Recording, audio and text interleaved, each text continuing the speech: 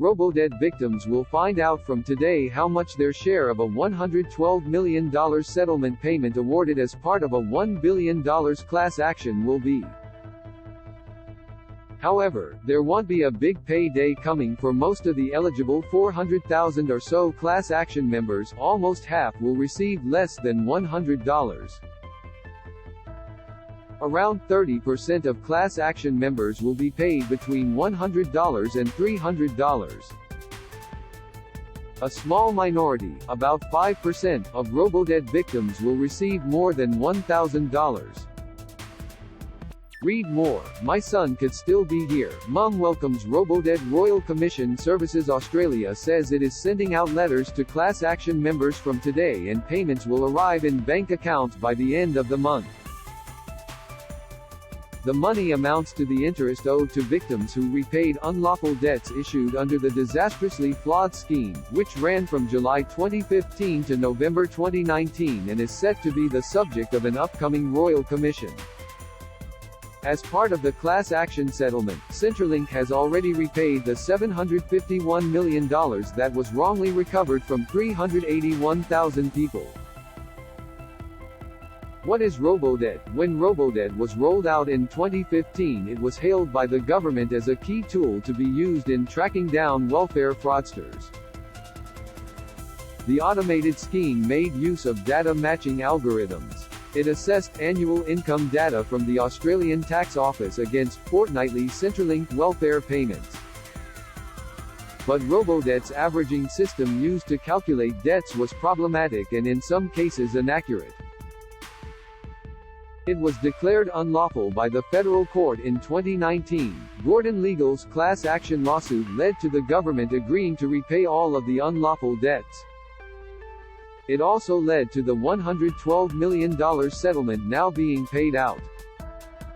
Why are the payouts so small? Robodebt was described by Justice Bernard Murphy, the presiding judge over the class action, as a shameful chapter and massive failure in public administration. Robodebt victims have spoken about the financial and mental distress the unlawful debts caused. Many had their wages and tax refunds garnished to pay off the debts or were chased by debt collectors. Some family members have linked the debts to suicides, including Queensland mum Kath Madgwick, whose son Jared took his own life after receiving a debt. Why then, are most victims only receiving what amounts to loose change? This is because the settlement amount relates only to the interest owed. It is not compensation for any of the pain and suffering endured by Robodebt victims. Damages were not included in the scope of the class action. One of the key questions to be examined by the Robodebt Royal Commission, announced last month by Prime Minister Anthony Albanese, will be whether victims should receive compensation. How were the payments calculated? Every class action member will get a different payment according to how much interest they are owed. Some Robodebt victims repaid multiple debts. Class action members who made the earliest and largest debt repayments will get the highest settlement amount. Gordon Legal's court-approved costs of $10.3 million were deducted from the settlement sum of $112 million.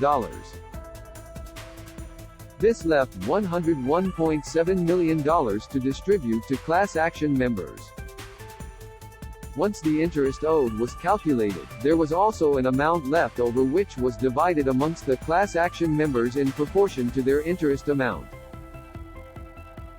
What do I do now? You do not need to do anything to receive your payment.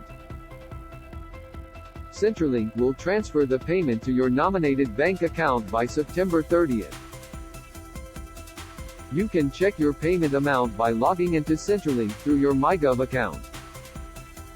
You don't need to report your settlement payment as income, as it will not be classed as taxable income.